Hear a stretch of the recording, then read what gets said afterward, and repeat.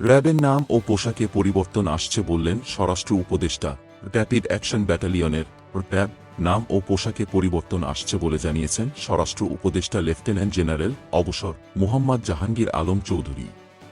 আজ মঙ্গলবার দুপুরে স্বরাষ্ট্র মন্ত্রণালয়ের সভাকক্ষে আইন শৃঙ্খলা সংক্রান্ত উপদেষ্টা পরিষদ কমিটির সভা শেষে তিনি সাংবাদিকদের কথা বলেন। স্বরাষ্ট্র উপদেষ্টা বলেন, সভায় র্যাবের নাম ও পোশাকের বিষয়ে একটা ধারণা দেওয়া হয়েছে। সংস্থাটিকে নতুন করে গঠন করা হবে। র্যাবের নাম ও পোশাকের বিষয়ে সবার মতামত নেওয়া হচ্ছে। আইন শৃঙ্খলা সংক্রান্ত উপদেষ্টা পরিষদ কমিটির পরবর্তী সভায় নাম ও পোশাকের বিষয়ে চূড়ান্ত সিদ্ধান্ত নেওয়া হবে।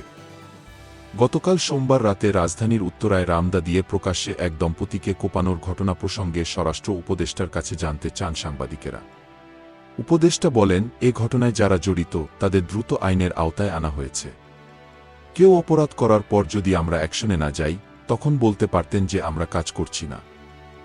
স্বরাষ্ট্র উপদেষ্টা দাবি করেন, কিশোর গ্যাংয়ের দৌরাত্ম্য ছিনতাই আগের চেয়ে কমেছে, তবে সহনীয় পর্যায়ে আসেনি।